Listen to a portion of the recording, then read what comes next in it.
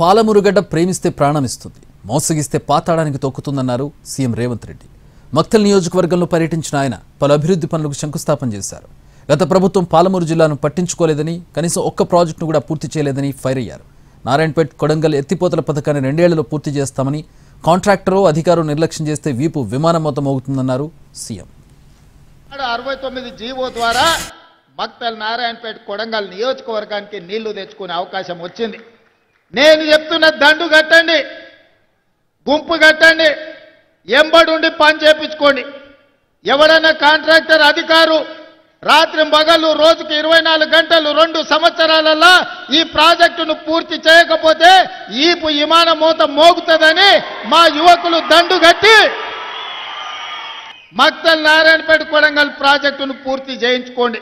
మీ సోదరుడు మీతో పాటే ఉండి మీతో పాటే పెరిగి ఒక జడ్పీటీసీగా, ఎమ్మెల్సీగా, ఎమ్మెల్యేగా, ఎంపీగా, కాంగ్రెస్ పార్టీ అధ్యక్షుడిగా ఈనాడు తెలంగాణ రాష్ట్ర ముఖ్యమంత్రిగా మీ ముందు నిలబడ్డాడంటే మీరు నిండు మనసుతో ఆశీర్వదించి పాలమూరు గడ్డ ప్రేమిస్తే ప్రాణమిస్తుంది, మోసగిస్తే పాతాళానికి తొక్కుతుంది అని నిరూపించిండ్రు. కులగణన బీసీలు ఎంతమంది ఉన్నారో ఎవరికి లెక్క తెలియదు. గొర్రెకుంది, బర్రెకుంది, చేపలకు కూడా లెక్క ఉంది.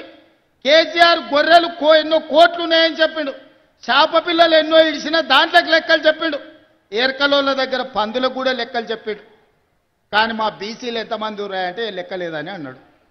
దుర్మార్గంగా ఈ విధంగా 100 ఏళ్ల నుంచి మా బీసీల లెక్కలు తేలేకపోతే, బీసీలే కాదు 100 ఏళ్ల నుంచి లెక్క పెట్టకపోతే ప్రతి కులాన్ని లెక్క కట్టి లెక్కలు తేల్చి ఇవాళ బీసీలు 56% ఉన్నారని లెక్క తేల్చి ఈ దేశానికే ప్రపంచానికే 100 సంవత్సరాల నుంచి చిక్కుముడిగా ఉన్న కులాల వర్గీక కులాల లెక్కలు తేల్చి ఇవాళ మన ప్రభుత్వం ఈ పనులు చేసింది. ఆడబిడ్డలు బస్సులో ఉచితంగా ఎట్లు ఇస్తారని ఆటో వాళ్ళని తయారు చేసి మీ వీరికి పంచాయతీకి తోలింది. ఏందే వాళ్ళు చెప్పేదంటే ఆడబిడ్డలకు బస్సులో ఉచిత ప్రయాణం ఉంటే ఆటో ఎక్కలేరు, ఆడబిడ్డలు అంతో ఇంతో రూపాయి కూడబెడితే వాళ్ళ పిల్లల చదువులకు వస్తాయి కాబట్టి అవి గుంజుకుంటే చదువు రాకుండా పిల్లలు తిరుగుతారని మిమ్మల్ని దెబ్బతీయనికి ఆటో వాళ్ళని నా మీదకి పంచాయతీకి తోలేరు.